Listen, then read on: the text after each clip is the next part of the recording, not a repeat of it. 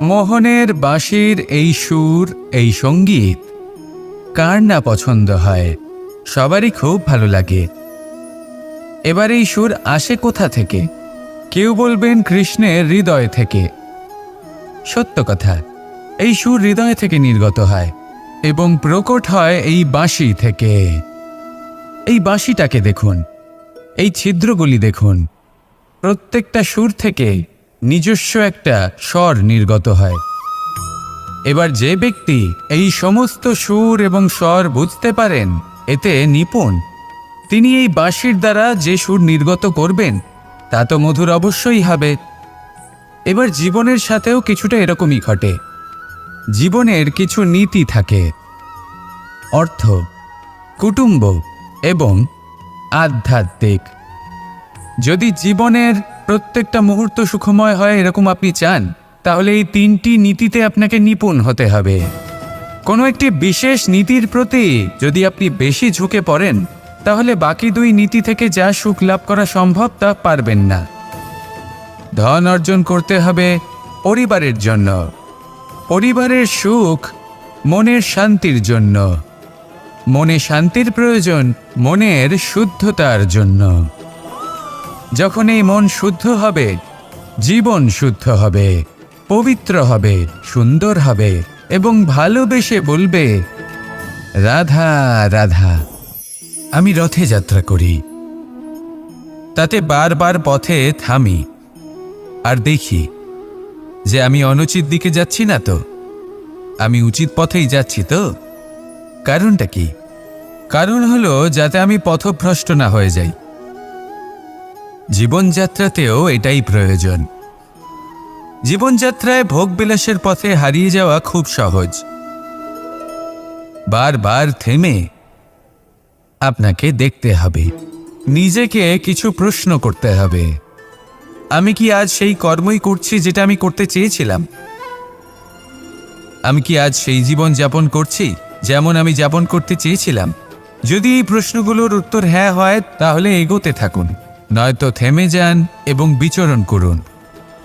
মনে রাখবেন, এই সংসার অত্যন্ত জটিল আর এতে হারিয়ে যাওয়া অত্যন্ত সরল। সেই জন্য নিজে থেকে বারবার থামা এবং জীবন চিন্তন করা অত্যন্ত আবশ্যক। তাহলে সেটাই করুন আর আমার সাথে ভালোবেসে বলুন, রাধা রাধা। আমরা যখনই কোনো যাত্রায় যাব বলে মনে করি, তখনই আমরা প্রস্তুত থাকি আসন্ন বিপদের জন্য বা সংকটের জন্য। যেমন যদি আমাদের মনে হয় যে আজকের পরিবেশ খুব ঠান্ডা হবে, তাহলে আমরা গরম বস্ত্র ধারণ করি বা সেটাকে সাথে নিয়ে যাই। যদি মনে হয় যে বৃষ্টি হতে পারে বা বৃষ্টি হয়ে চলেছে, আমরা দেখছি, তাহলে আমরা একটা ছাতা সাথে নিয়ে নিই। আমরা প্রস্তুত থাকতে চাই এবং এটাই উচিত, এবং সেই কারণেই আমরা যাত্রায় সাফল্য লাভ করি। কিন্তু যদি আমরা কথা বলি জীবনযাত্রা নিয়ে, যা কিনা সব থেকে বেশি গুরুত্বপূর্ণ, তাহলে তার জন্য আমরা পূর্ণরূপে প্রস্তুত থাকি না। আশেপাশের মানুষ, এই সমাজ, আমাদের সাথী, আমাদের মিত্ররা যে কোনো মুহূর্তে বদলে যেতে পারেন। সেই জন্য আমরা নিজেদেরকে কখনো সাবধান করি না, কখনোই নিজেদের প্রস্তুত করি না। আমাদের এটা কখনোই মনে হয় না যে এরকম হতে পারে, আর সেই কারণেই শেষে গিয়ে আমরা অত্যন্ত দুঃখ পাই। একটা অমূল্য শিক্ষা আছে যেটা আমাদের লাভ করা উচিত, সতর্ক থাকা উচিত। এই জীবনযাত্রার জন্য শুধুমাত্র এই পরিবেশের বিষয়ে তথ্য সংগ্রহ করা বা তাকে অনুমান করা, এটুকু হলেই চলবে না। আমাদের আশেপাশের মানুষজনকে দেখতে হবে, তাদের স্বভাব পরিস্থিতির ওপর নজর রাখতে হবে। যখন তারা রং পাল্টাচ্ছেন, নজর রাখতে হবে, তা অত্যন্ত আবশ্যক। পরিবর্তন আপনার জীবনে অবশ্যম্ভাবী, সঠিকভাবে তার সম্মুখীন হন। আসুন আমার সাথে ভালোবেসে বলুন, রাধা রাধা। কথায় আছে যে স্বপ্ন এবং লক্ষ্য হলো একটি মুদ্রারই দুটি দিক। যতক্ষণ না স্বপ্ন দেখছেন, ততক্ষণ বুঝবেন কি করে আপনার লক্ষ্য কি? স্বপ্ন দেখে যদি নিজের লক্ষ্য বুঝতে পারেন, সেটা পেতে চান, তবেই সেটা লাভ করতে পারবেন। কিন্তু স্বপ্ন এবং লক্ষ্য, এই দুইয়ের মধ্যে একটা ভারসাম্য রয়েছে যেটা বজায় রাখা প্রয়োজনীয়। একে আমরা বলে থাকি পরিশ্রম। দেখুন, যদি আপনি স্বপ্ন দেখতে চান, তাহলে পরিশ্রম ত্যাগ করে নিদ্রা লাভ প্রয়োজন। কিন্তু যদি আপনি লক্ষ্য লাভ করতে চান তাহলে আপনাকে নিদ্রা ত্যাগ করে পরিশ্রম করতে হবে। তাই আলস্য ত্যাগ করুন এবং সিদ্ধান্ত নিন যে আপনি কি চান। আপনার জীবনের এই তুলাদণ্ডে স্বপ্নের পাল্লা ভারী হওয়া প্রয়োজন নাকি লক্ষ্যের? আমার মতে এই দুইয়ের মধ্যে যদি ভারসাম্য বজায় রাখেন তবে পথ নিজে থেকেই সামনে আসবে। শুধু সেই পথে অগ্রসর হতে থাকুন এবং আমার সাথে ভালোবেসে বলুন, রাধা রাধা। ঈশ্বর আসলে কে? সংসারের বেশিরভাগ মানুষের কাছে ঈশ্বর হলেন এই সংসারের রচয়িতা, পালনকর্তা। কারোর কাছে উনি জ্ঞাতা, কারোর কাছে উনি হলেন আস্থার প্রতীক, আবার কারোর জন্য শুধুমাত্র অন্ধ বিশ্বাস। কিন্তু এই ঈশ্বর কি কোনো শরীর, নাকি একটা বোধ, নাকি শুধুই শ্রদ্ধা? ঈশ্বর হলেন তিনি যিনি হলেন আপনার ইষ্ট। সেই জন্যই তো গুরু, মাতা, পিতা এনাদেরও ঈশ্বরই বলা হয়েছে। যাদেরকে আমরা ঈশ্বর বলে মনে করি, যারা আমাদের ইষ্ট, তারা আমাদের একটি পথ দেখান, একটি দিকে চালিত করেন। সেই পথে চলে আপনি শুভ কর্ম করতে পারেন। আর যখন কোনো ব্যক্তি তার ঈশ্বরের আদেশ পালন করেন তখন সে নিজে থেকেই শুভ পথে অগ্রসর হয়ে যান। বেশ কয়েকজন মানুষ ঈশ্বরের ওপর আস্থা রাখেন এবং ভাবেন যে অনুচিত কোনো কাজ করা উচিত নয়, ঈশ্বর দেখছেন। ওনারা ভয় পান যে কোনো অনুচিত কর্ম করলে কে জানে তার পরিণাম কি হবে। এমন অনেক ব্যক্তি রয়েছেন যারা ঈশ্বরকে বিশ্বাস করেন এবং জানেন যে ঈশ্বর তাদেরকে দেখছেন। তাই যে যে শুভকর্ম ওনারা করেছেন তার ফল তারা অবশ্যই পাবেন। এবার আপনি ভয় পেয়ে ঈশ্বরকে বিশ্বাস করবেন নাকি বিশ্বাসের দ্বারা ঈশ্বরকে বিশ্বাস করবেন, সেই সিদ্ধান্ত আপনারই। কিন্তু হ্যাঁ, যদি আপনার মনে ঈশ্বরের জন্য কোনো স্থান থাকে, যদি আপনার কোনো ইষ্ট থাকেন, যদি আপনি কাউকে ঈশ্বর মনে করেন, যার প্রত্যেক আদেশ আপনি পালন করে থাকেন, তাহলে বলি ঈশ্বর কখনো আপনাকে অনুচিত পথে চালিত করবেন না। আসুন আমার সাথে ভালোবেসে বলুন, রাধা রাধা। আপনারা সবাই একটা গাছের পাতাকে দেখুন। যতক্ষণ পর্যন্ত গাছের সাথে, মানে গাছের ডালের সাথে জুড়ে থাকে, সে সবুজ থাকে, বাতাসের সাথে সে নড়তে থাকে। যতক্ষণ পর্যন্ত ও সূর্য থেকে পাওয়া রশ্মির শক্তি গাছে পৌঁছে দেয় ততক্ষণ ও ডালের সাথে যুক্ত থাকে। কিন্তু যখন সেই পাতা শুকিয়ে যায় তখন তার কোনো গুরুত্ব থাকে না। সেই পাতা গাছের ডালে এবং বৃক্ষের কাছে বোঝা হয়ে থেকে যায়। এবং এমন এক সময় আসে যখন সেই ডালটি শুকনো সেই পাতাকে পরিত্যাগ করে। এটাই আমরা এই প্রকৃতিতে দেখি এবং এটাই হলো সত্য।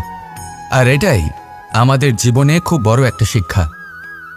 যদি আপনিও নিজের জীবনে নিজের আপনজনদের কাছে বোঝা স্বরূপ হয়ে দাঁড়ান, তাহলে তারা আপনাকে যতই ভালোবাসুক না কেন, ওনারা যদি নাও চান, তাহলেও এমন এক দিন আসবে যখন আপনার আপনজন আপনাকে পরিত্যাগ করবে। সেই জন্য সবসময় আত্মনির্ভর হয়ে ওঠার চেষ্টা করুন। নিরন্তর পরিশ্রম করতে থাকুন, কারোর উপর বোঝা হয়ে থাকবেন না, বরং তার সাথে মিলে দায়িত্ব পালন করুন। এমনটা করবেন তাহলে আপনার সম্মানও বজায় থাকবে এবং সম্পর্কের মধ্যে আপনার মূল্যও বজায় থাকবে। আসুন আর আমার সাথে ভালোবেসে বলুন, রাধা রাধা। প্রেম 2.5 অক্ষর, মাত্র 2.5 অক্ষরের এই শব্দ প্রেম, এর মধ্যে ত্রিলোকের এবং সমগ্র ব্রহ্মাণ্ডের বীজ নিহিত আছে। এমন কি আছে যা এই প্রেম করতে পারে না? যেখানে শক্তি এবং বিদ্যা প্রয়োগ করে আপনি কিছুই করতে পারবেন না, সেটাও প্রেম দ্বারা অর্জন করা সম্ভব। প্রেম চাইলে পাথরেও ফুল ফোটাতে পারে। প্রেম চাইলে ন্যাড়া পাহাড়ের বুক চিরে নদীপথ তৈরি করতে পারে। চাইলে নিরক্ষর ব্যক্তিকে সংসারের শ্রেষ্ঠ জ্ঞানী করে তুলতে পারে। শুধুমাত্র এই প্রেমের জন্য সবার দুষ্টু কানাই ঘনশ্যাম হয়ে উঠেছিল। শুধুমাত্র এই প্রেমের টানেই ত্রিলোকের স্বামী দ্বারকাধীশ নির্ধন সুদামার পদসেবাও করেছিলেন।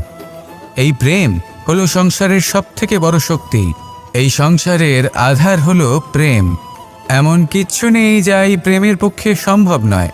যেখানে বিদ্যা এবং শক্তি সাহায্য করতে পারে না, সেখানে এই প্রেম আপনাকে জয়ী করে দিতে পারে। তাহলে আসুন আর আমার সাথে ভালোবেসে বলুন, রাধা রাধা। মানুষের এই জীবন, মানুষ জন্ম নেয়, একটা নির্দিষ্ট সময়ের পরে এই সংসার ত্যাগ করে চলেও যায়। এবার শুধু এটাই আবশ্যক নয় যে এই জীবনকালকে আপনি যাপন করবেন, শুধু এটাই গুরুত্বপূর্ণ নয়। আবশ্যক এবং গুরুত্বপূর্ণ হলো এটা যে এই জীবনকালে আপনি এমন কিছু করেন যাতে এই সংসারের মঙ্গল হয়, যাতে এই সংসার আপনাকে মনে রাখে, আপনার থেকে প্রেরিত হয়, আপনার মতো হতে চায়, প্রত্যেক বছর আপনার জন্মতিথির অপেক্ষা করে, এমনভাবে আপনার জন্মদিন পালন করে যাতে সেটা মহোৎসবের আকার ধারণ করে। এবার এই জন্মদিন এমনি এমনি মহোৎসবে পরিণত হয় না। তখন হয় না যখন কোনো ব্যক্তি রাজার রূপে বা কোনো গোয়ালার রূপে জন্মগ্রহণ করে। তখন পরিণত হয় যখন একজন মানুষ জন্মগ্রহণের পরে এই সংসারকে কোনো শিক্ষা দিয়ে যান। কিভাবে একজন মানুষ গোয়ালা থেকে রাজা হতে পারে, কিভাবে একজন মানুষ অসত্য থেকে সত্যের পথে চলতে শুরু করেন, অধর্ম থেকে ধর্মের পথে চালিত হতে পারেন, কিভাবে অন্ধকার থেকে প্রকাশের দিকে যেতে পারেন, কিভাবে নিজের আত্মাকে পরমাত্মার সাথে মিলিত করতে পারেন। তা সে রামনবমী হোক বা জন্মাষ্টমী হোক, তাদের জীবনের সাথে জড়িত প্রত্যেক মুহূর্ত একটা পরবের আকার ধারণ করে। তাহলে আপনিও এইভাবে নিজের জীবন যাপন করতে থাকুন। এই সংসারে শুধু ভালোবাসা বিতরণ করুন, কিছুটা এমনভাবে বিতরণ করুন যাতে আপনি এই সংসার থেকে চলে যাওয়ার পরেও এই সংসারে আপনি শুধুই ভালোবাসা বিতরণ করতে পারেন। যদি আপনি এরকম করেন, সংসারকে প্রেরণা দেন, তাহলে আপনার জীবনও রাধা কৃষ্ণের প্রেমের মতোই অলৌকিক এবং দৈব হয়ে উঠবে। আসুন আর আমার সাথে ভালোবেসে বলুন, রাধা রাধা। কথায় আছে সংসারে নাকি সকল রোগের ওষুধ আছে। যদি আপনি নিজের শরীরকে ভালোবাসেন তাহলে ব্যায়াম করুন, যদি নিজের নিঃশ্বাস প্রশ্বাসকে ভালোবাসেন তাহলে প্রাণায়াম করুন, যদি আপনি নিজের আত্মাকে ভালোবাসেন তাহলে ধ্যান করুন, কিন্তু যদি আপনি নিজের জীবনকে পরমাত্মাকে ভালোবাসেন তাহলে সকলকে ভালোবাসতে থাকুন। এই ভালোবাসা অত্যন্ত গুরুত্বপূর্ণ এবং আবশ্যক। ভালোবাসার থেকে ভালো না কোনো ওষুধ আছে, না আছে কোনো আসন। এর থেকে ভালো না কোনো ব্যায়াম আছে আর না কোনো প্রাণায়াম। এই ভালোবাসা বড় বড় সমস্যারও সমাধান করতে পারে। ভালোবাসা বড় বড় বিপদকে আপনার থেকে দূর করতে পারে। এই ভালোবাসাই আপনাকে জীবনে বাঁচতে শেখায়, কারণ ভালোবাসাই হলো জীবনের আসল সত্য। তাহলে আসুন আর আমার সাথে ভালোবেসে বলুন, রাধা রাধা। অর্থ, দ্বিতীয় পুরুষার্থ। এই অর্থ বলতে বেশিরভাগ মানুষই ধন মনে করেন, কিন্তু যদি অর্থের তাৎপর্য শুধুমাত্র ধন হয় তাহলে তা কিন্তু অত্যন্ত অনর্থকারী। তাহলে অর্থের অর্থ কি? অর্থ সেটাই যা আমাদের জীবনের জন্য প্রয়োজনীয়, যা আমাদের সুখ দান করে, শান্তি প্রদান করে, কারণ সেটাই সবথেকে মূল্যবান। মাতা পিতা, বন্ধু, আত্মীয় স্বজন, গুণ, পুণ্য, জ্ঞান, এই সব কিছু মিলে অর্থ তৈরি হয়। আর সঠিকভাবে বলতে গেলে এটাই কিন্তু জীবনের আসল অর্থ। তাহলে আসুন আমার সাথে ভালোবেসে বলুন, রাধা রাধা। দিশা আমাদের পথ প্রদর্শন করে, আর আমরা এই দিশার মধ্যেও পবিত্র অপবিত্র, শুভ অশুভ জিনিস খুঁজে পাই। কিন্তু প্রশ্ন হলো এটাই যে সত্যি কি এই দিশা পবিত্র বা অপবিত্র হয়, শুভ বা অশুভ হয়? সত্যি কথা বলতে দিশা শুধুই একটা দিক মাত্র, কিন্তু সেই দিকে যে ব্যক্তি থাকেন তার কর্ম হয় শুভ হয়, নয় অশুভ হয়। যেমন ধরুন সূর্য, সূর্য, যাকে ছাড়া আমাদের জীবন চলতে পারে না, উনি উদিত হন পূর্ব দিক থেকে। এবং এই কারণে সূর্য মহান নন বা পবিত্র নন যে উনি পূর্ব দিক থেকে উদিত হন। উনি এই কারণে মহান কারণ উনি আমাদের সকলকে প্রকাশ প্রদান করেন। এবং পূর্ব দিক এই কারণে মহান কারণ সেদিক থেকে সূর্যোদয় হয়। এবার সূর্যাস্ত হয়ে থাকে পশ্চিম দিক থেকে, আর তাই বেশিরভাগ মানুষ পশ্চিমকে অশুভ মনে করেন, অপবিত্র মনে করেন। সেখানেই যদি আমি উত্তর এবং দক্ষিণের কথা বলি তাহলেও সেই একই ব্যাপার। উত্তর দিকে যদি আমরা কখনো যাত্রা করতে চাই তাহলে আমরা নিঃসংকোচে কোনো ভাবনা চিন্তা ছাড়াই যাত্রা করতে পারি। সেখানেই দক্ষিণ দিকে যদি আমরা যাত্রা করতে চাই তাহলে আমরা শুভ মুহূর্ত খুঁজি। কারণটা কি? কারণ উত্তর দিকে হিমালয় পর্বত আছে, যেখানে আমরা জড়িবুটি খুঁজে পাই, যেখান থেকে পবিত্র নদী প্রবাহিত হয়। সেখানেই দক্ষিণ দিকে আছে বিশাল নোনা জলের সাগর।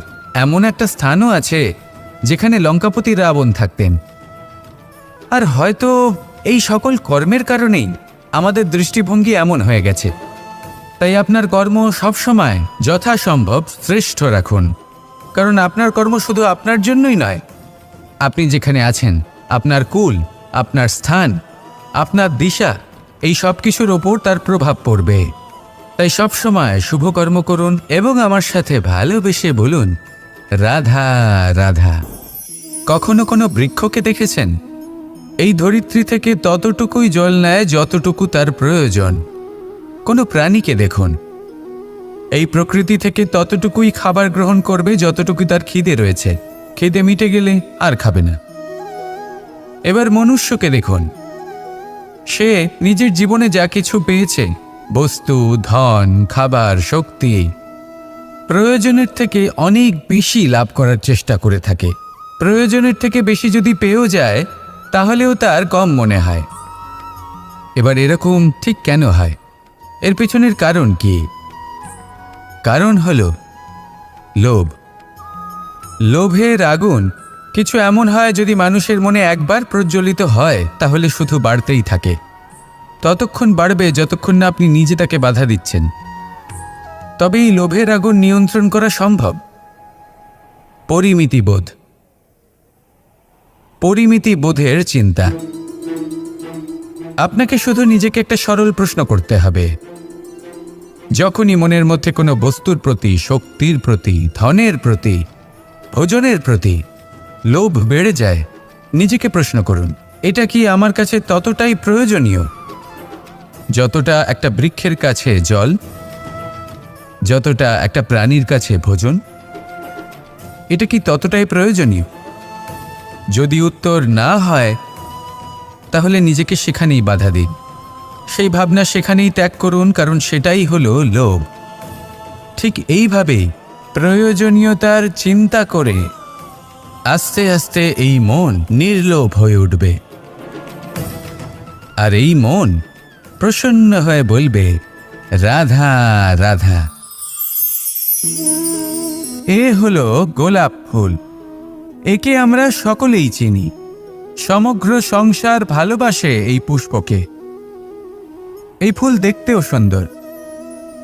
সবথেকে বেশি গুরুত্বপূর্ণ কথা হলো এর সুগন্ধ, যা দূর দূরান্ত থেকে ব্যক্তিদেরকে আকৃষ্ট করে। এই সুন্দর পুষ্প একটু মন দিয়ে দেখলেই দেখা যায় এর নিচে কাঁটা রয়েছে। এই সংসার বলে, এ প্রকৃতির কেমন রচনা, এত কোমল পুষ্প, এটা কি তীক্ষ্ণ কাঁটা সহ প্রস্ফুটিত হয়? এটাই হলো জীবনের সত্য। আমাদের অন্তরের সদ্গুণ, সেগুলিও এই ফুলের মতোই সুন্দর। সংসারের সৌন্দর্য দেখতে পায়, এর সুগন্ধ চতুর্দিকে ছড়িয়ে পড়ে। কিন্তু এই সদ্গুণ জাগ্রত করে তোলার জন্য কঠোর পরিশ্রম করতে হয়, প্রতিনিয়ত চেষ্টা করে যেতে হয়। তাই জন্য যদি আপনি জানেন আপনার পথ উচিত কিন্তু তা কাঁটায় পরিপূর্ণ, তাহলে থামবেন না, চলতে থাকুন। একবার যদি অন্তরের সদ্গুণ জাগ্রত হয় তাহলে এই সংসার এই সৌন্দর্য দেখবে আর সুগন্ধে আকর্ষিত হয়ে আপনার কাছে আসবে। এই মন, এই জীবন প্রসন্ন হয়ে বলবে, রাধা রাধা। জীবন হলো আত্মিক সুখের বিষয়। যখন আপনি কোনো শ্রেষ্ঠ কাজ করেন, আপনার মন আপনাকে বলে দেবে যে আজ আপনি কোনো শুভ কাজ করেছেন। সেটাই হলো আত্মিক সুখ, এটাই হলো জীবন। তাই নিন্দার মাধ্যমে যে দুঃখ জীবনে আসে বা ফেলে আসা অতীতের জন্য আপনার জীবনে যে দুঃখ আসে, সেগুলো ভাবা বন্ধ করে দিন আর কর্ম করুন এই বর্তমানের জন্য, আগামী ভবিষ্যতের জন্য। আজ আপনাকে আমি একটা কাহিনী শোনাবো। রাধার সখী ললিতা একদিন প্রসাধন করছিল।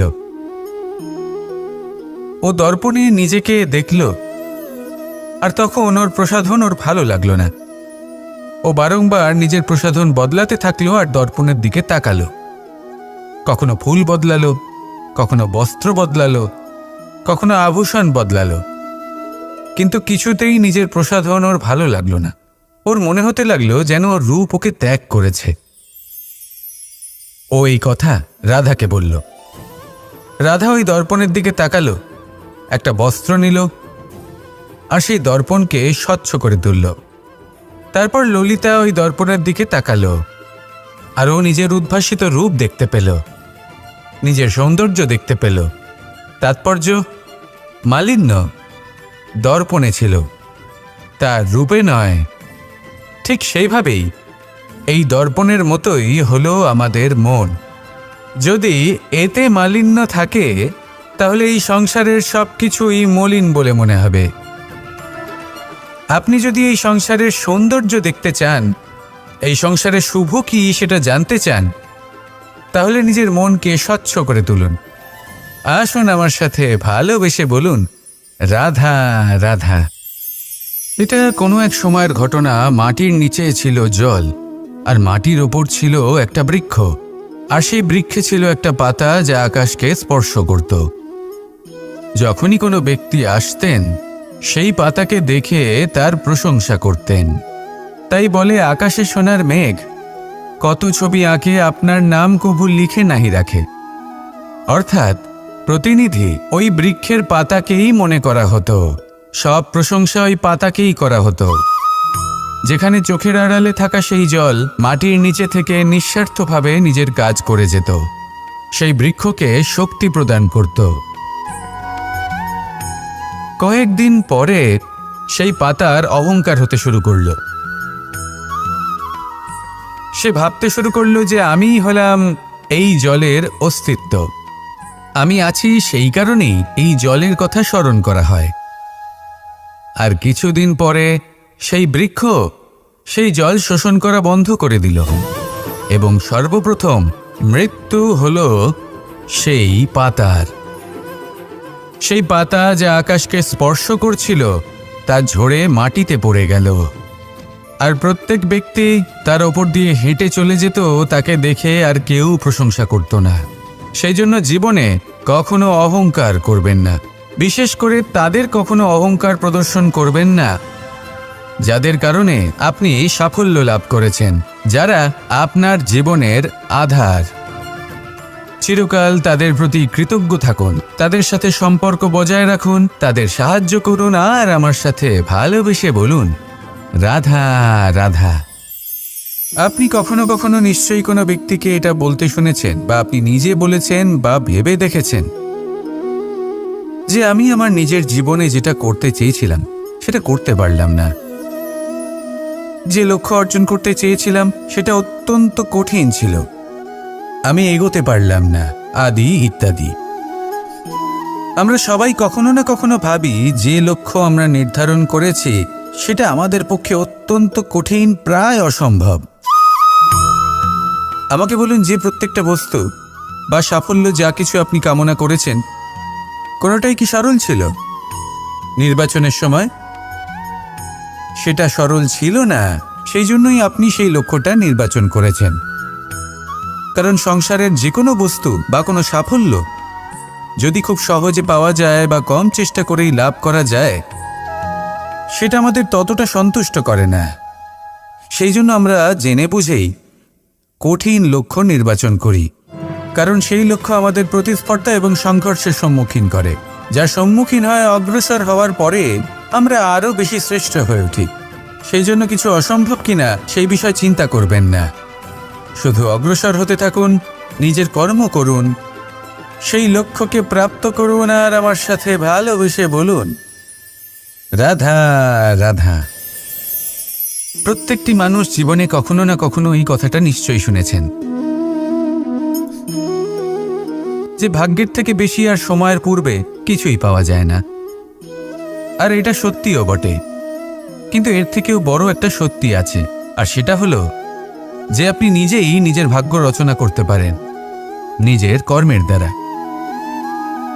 যেমন ধরুন, যদি আপনার ভাগ্যে কোনো জিনিস না থাকে তাহলে সেটা এসেও চলে যাবে, আর যদি ভাগ্যে কিছু থাকে তাহলে তা নিজেই আসবে, যদি আপনি সেই কর্ম করেন। যেমন ধরুন পাণ্ডবরা, ওনাদের জীবন কি ছিল, ওনাদের সাথে কি হয়েছিল? ওনাদের পিতা বনবাসী হয়েছিলেন, অকাল মৃত্যু লাভ করেছিলেন। এবার এটাই যদি ওনারা নিজেদের ভাগ্য বলে মেনে নিতেন আর কিছুই না করতেন, তাহলে মহাভারতের সেই যুদ্ধে জয়লাভ করে সমস্ত ভূমণ্ডলের স্বামী কি করে হয়ে উঠতেন? অর্থাৎ হতে পারে সিংহ বনের রাজা, কিন্তু শিকার নিজে পায়ে হেঁটে তার কাছে আসে না। সেই ভোজন লাভ করার জন্য সিংহকে কর্ম করতেই হয়। তাহলে আপনার ভাগ্যে যেটা আছে সেটা আসবে, কিন্তু কর্মের জোরে আসবে। তাই কর্ম করতে থাকুন আর আমার সাথে ভালোবেসে বলুন, রাধা রাধা। মানুষ যখনই কোনো কাজ করেন তখন ওনার মনে একটা প্রশ্ন অবশ্যই আসে যে এই কাজের পরে লোকে নিন্দা করবে নাকি প্রশংসা করবে। এই বিষয়ে ভাবতে ভাবতে ওনারা এটা বুঝতে ভুলে যান যে নিন্দা এবং প্রশংসার বিষয় ভেবে ওনারা নিজেদের একাগ্রতা এবং সমর্পণ দুটোই হারিয়ে ফেলেন। নিন্দা হবে ভেবে ভয় পাওয়ার কি প্রয়োজন? নিন্দাতে অনুচিত কি আছে? উচিত দৃষ্টিভঙ্গি দিয়ে ভেবে দেখুন। নিন্দা এবং প্রশংসা এই দুটোই হলো অনিবার্য।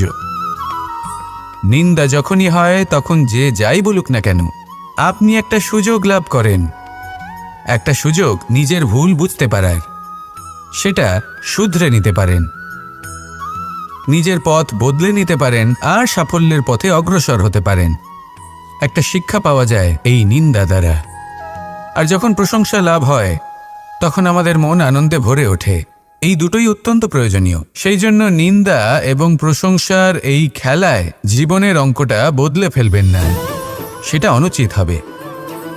কারণ জীবন না শুধু নিন্দার বিষয় আর না শুধু প্রশংসার, জীবন হলো আত্মিক সুখের বিষয়। যখন আপনি কোনো শ্রেষ্ঠ কাজ করেন, আপনার মন আপনাকে বলে দেবে যে আজ আপনি কোনো শুভ কাজ করেছেন।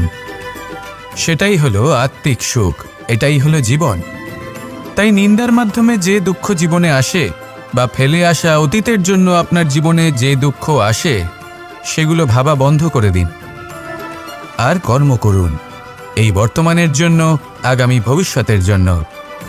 আসুন আমার সাথে ভালোবেসে বলুন, রাধা রাধা। দেখুন, এটা তো সবাই করে থাকেন। ধনের কামনা করা, ধন অর্জন করা, ঈশ্বরকে ধন্যবাদ জানানো, সবাই করেন, কিন্তু ফল সবাই পান না। কারণ বেশিরভাগ মানুষই পেছনে ফিরে তাকিয়ে এটা ভাবেন যে আমরা তো জীবনটা যাপনই করলাম না। এই জীবনে সবকিছু আছে, সম্পত্তি আছে, স্বাচ্ছন্দ্য আছে, সাফল্য আছে, শুধু সুখ আর শান্তি নেই। এবার এরকমটা কেন হয়? এর পেছনে কারণটা কি? কারণ হলো এটাই যে জীবনে বাঁচার যে বিধি আপনি নির্বাচন করেছেন তা কিছুটা অনুচিত। জীবনে কিভাবে বাঁচা উচিত, জীবনযাপন কিছুটা রীতি মেনে করা উচিত। অর্থাৎ সবাইকে ভালোবাসুন, কারোর সাথে ছলনা করবেন না, সম্পর্ক গড়ে তুলুন, তা পালন করুন।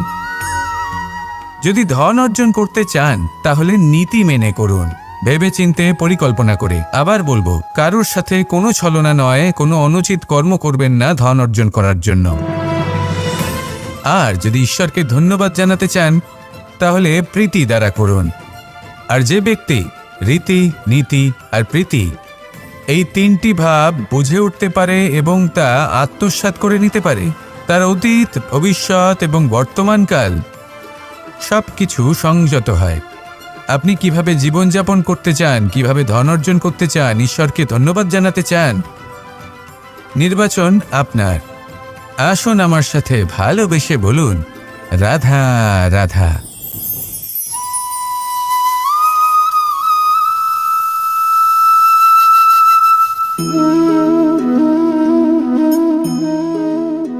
মোহনের বাঁশির এই সুর, এই সঙ্গীত কার না পছন্দ হয়, সবারই খুব ভালো লাগে। এবার এই সুর আসে কোথা থেকে? কেউ বলবেন কৃষ্ণের হৃদয় থেকে। সত্য কথা, এই সুর হৃদয় থেকে নির্গত হয় এবং প্রকট হয় এই বাঁশি থেকে। এই বাঁশিটাকে দেখুন, এই ছিদ্রগুলি দেখুন, প্রত্যেকটা সুর থেকে নিজস্ব একটা স্বর নির্গত হয়। এবার যে ব্যক্তি এই সমস্ত সুর এবং স্বর বুঝতে পারেন, এতে নিপুণ, তিনি এই বাঁশির দ্বারা যে সুর নির্গত করবেন তা তো মধুর অবশ্যই হবে। এবার জীবনের সাথেও কিছুটা এরকমই ঘটে। জীবনের কিছু নীতি থাকে, অর্থ, কুটুম্ব এবং আধ্যাত্মিক। যদি জীবনের প্রত্যেকটা মুহূর্ত সুখময় হয় এরকম আপনি চান, তাহলে এই তিনটি নীতিতে আপনাকে নিপুণ হতে হবে।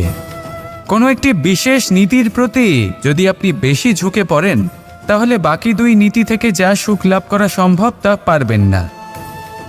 ধন অর্জন করতে হবে পরিবারের জন্য, পরিবারের সুখ মনের শান্তির জন্য, মনে শান্তির প্রয়োজন মনের শুদ্ধতার জন্য। যখন এই মন শুদ্ধ হবে, জীবন শুদ্ধ হবে, পবিত্র হবে, সুন্দর হবে এবং ভালোবেসে বলবে, রাধা রাধা। আমি রথে যাত্রা করি, তাতে বারবার পথে থামি আর দেখি যে আমি অনুচিত দিকে যাচ্ছি না তো, আমি উচিত পথেই যাচ্ছি তো। কারণটা কি? কারণ হলো যাতে আমি পথভ্রষ্ট না হয়ে যাই। জীবনযাত্রাতেও এটাই প্রয়োজন। জীবনযাত্রায় ভোগবিলাসের পথে হারিয়ে যাওয়া খুব সহজ। বারবার থেমে আপনাকে দেখতে হবে, নিজেকে কিছু প্রশ্ন করতে হবে। আমি কি আজ সেই কর্মই করছি যেটা আমি করতে চেয়েছিলাম? আমি কি আজ সেই জীবন যাপন করছি যেমন আমি যাপন করতে চেয়েছিলাম? যদি এই প্রশ্নগুলোর উত্তর হ্যাঁ হয়, তাহলে এগোতে থাকুন, নয়তো থেমে যান এবং বিচরণ করুন। মনে রাখবেন, এই সংসার অত্যন্ত জটিল আর এতে হারিয়ে যাওয়া অত্যন্ত সরল। সেই জন্য নিজে থেকে বারবার থামা এবং জীবন চিন্তন করা অত্যন্ত আবশ্যক। তাহলে সেটাই করুন আর আমার সাথে ভালোবেসে বলুন, রাধা রাধা। আমরা যখনই কোনো যাত্রায় যাব বলে মনে করি, তখনই আমরা প্রস্তুত থাকি আসন্ন বিপদের জন্য বা সংকটের জন্য। যেমন যদি আমাদের মনে হয় যে আজকের পরিবেশ খুব ঠান্ডা হবে, তাহলে আমরা গরম বস্ত্র ধারণ করি বা সেটাকে সাথে নিয়ে যাই। যদি মনে হয় যে বৃষ্টি হতে পারে বা বৃষ্টি হয়ে চলেছে, আমরা দেখছি, তাহলে আমরা একটা ছাতা সাথে নিয়ে নিই। আমরা প্রস্তুত থাকতে চাই এবং এটাই উচিত, এবং সেই কারণেই আমরা যাত্রায় সাফল্য লাভ করি। কিন্তু যদি আমরা কথা বলি জীবনযাত্রা নিয়ে, যা কিনা সব থেকে বেশি গুরুত্বপূর্ণ, তাহলে তার জন্য আমরা পূর্ণরূপে প্রস্তুত থাকি না। আশেপাশের মানুষ, এই সমাজ, আমাদের সাথী, আমাদের মিত্ররা যে কোনো মুহূর্তে বদলে যেতে পারেন। সেই জন্য আমরা নিজেদেরকে কখনো সাবধান করি না, কখনোই নিজেদের প্রস্তুত করি না। আমাদের এটা কখনোই মনে হয় না যে এরকম হতে পারে, আর সেই কারণেই শেষে গিয়ে আমরা অত্যন্ত দুঃখ পাই। একটা অমূল্য শিক্ষা আছে যেটা আমাদের লাভ করা উচিত, সতর্ক থাকা উচিত। এই জীবনযাত্রার জন্য শুধুমাত্র এই পরিবেশের বিষয়ে তথ্য সংগ্রহ করা বা তাকে অনুমান করা, এটুকু হলেই চলবে না। আমাদের আশেপাশের মানুষজনকে দেখতে হবে, তাদের স্বভাব পরিস্থিতির ওপর নজর রাখতে হবে। যখন তারা রং পাল্টাচ্ছেন, নজর রাখতে হবে, তা অত্যন্ত আবশ্যক। পরিবর্তন আপনার জীবনে অবশ্যম্ভাবী, সঠিকভাবে তার সম্মুখীন হন। আসুন আমার সাথে ভালোবেসে বলুন, রাধা রাধা। কথায় আছে যে স্বপ্ন এবং লক্ষ্য হলো একটি মুদ্রারই দুটি দিক। যতক্ষণ না স্বপ্ন দেখছেন ততক্ষণ বুঝবেন কি করে আপনার লক্ষ্য কি? স্বপ্ন দেখে যদি নিজের লক্ষ্য বুঝতে পারেন, সেটা পেতে চান, তবেই সেটা লাভ করতে পারবেন। কিন্তু স্বপ্ন এবং লক্ষ্য এই দুইয়ের মধ্যে একটা ভারসাম্য রয়েছে, যেটা বজায় রাখা প্রয়োজনীয়। একে আমরা বলে থাকি পরিশ্রম।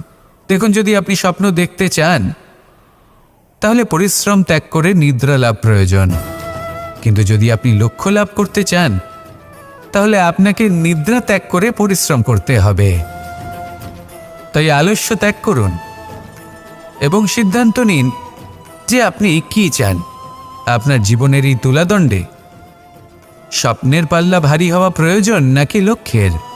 আমার মতে এই দুইয়ের মধ্যে যদি ভারসাম্য বজায় রাখেন তবে পথ নিজে থেকেই সামনে আসবে। শুধু সেই পথে অগ্রসর হতে থাকুন এবং আমার সাথে ভালোবেসে বলুন, রাধা রাধা। ঈশ্বর আসলে কে? সংসারের বেশিরভাগ মানুষের কাছে ঈশ্বর হলেন এই সংসারের রচয়িতা, পালনকর্তা। কারোর কাছে উনি জ্ঞাতা, কারোর কাছে উনি হলেন আস্থার প্রতীক, আবার কারোর জন্য শুধুমাত্র অন্ধ বিশ্বাস। কিন্তু এই ঈশ্বর কি কোনো শরীর, নাকি একটা বোধ, নাকি শুধুই শ্রদ্ধা? ঈশ্বর হলেন তিনি যিনি হলেন আপনার ইষ্ট। সেই জন্যই তো গুরু, মাতা, পিতা এনাদেরও ঈশ্বরই বলা হয়েছে। যাদেরকে আমরা ঈশ্বর বলে মনে করি, যারা আমাদের ইষ্ট, তারা আমাদের একটি পথ দেখান, একটি দিকে চালিত করেন। সেই পথে চলে আপনি শুভ কর্ম করতে পারেন। আর যখন কোনো ব্যক্তি তার ঈশ্বরের আদেশ পালন করেন তখন সে নিজে থেকেই শুভ পথে অগ্রসর হয়ে যান। বেশ কয়েকজন মানুষ ঈশ্বরের ওপর আস্থা রাখেন এবং ভাবেন যে অনুচিত কোনো কাজ করা উচিত নয়, ঈশ্বর দেখছেন। ওনারা ভয় পান যে কোনো অনুচিত কর্ম করলে কে জানে তার পরিণাম কি হবে। এমন অনেক ব্যক্তি রয়েছেন যারা ঈশ্বরকে বিশ্বাস করেন এবং জানেন যে ঈশ্বর তাদেরকে দেখছেন। তাই যে যে শুভকর্ম ওনারা করেছেন তার ফল তারা অবশ্যই পাবেন। এবার আপনি ভয় পেয়ে ঈশ্বরকে বিশ্বাস করবেন নাকি বিশ্বাসের দ্বারা ঈশ্বরকে বিশ্বাস করবেন, সেই সিদ্ধান্ত আপনারই। কিন্তু হ্যাঁ, যদি আপনার মনে ঈশ্বরের জন্য কোনো স্থান থাকে, যদি আপনার কোনো ইষ্ট থাকেন, যদি আপনি কাউকে ঈশ্বর মনে করেন যার প্রত্যেক আদেশ আপনি পালন করে থাকেন, তাহলে বলি ঈশ্বর কখনো আপনাকে অনুচিত পথে চালিত করবেন না। আসুন আমার সাথে ভালোবেসে বলুন, রাধা রাধা। আপনারা সবাই একটা গাছের পাতাকে দেখুন। যতক্ষণ পর্যন্ত গাছের সাথে, মানে গাছের ডালের সাথে জুড়ে থাকে, সে সবুজ থাকে, বাতাসের সাথে সে নড়তে থাকে। যতক্ষণ পর্যন্ত ও সূর্য থেকে পাওয়া রশ্মির শক্তি গাছে পৌঁছে দেয় ততক্ষণ ও ডালের সাথে যুক্ত থাকে। কিন্তু যখন সেই পাতা শুকিয়ে যায় তখন তার কোনো গুরুত্ব থাকে না। সেই পাতা গাছের ডালে এবং বৃক্ষের কাছে বোঝা হয়ে থেকে যায়।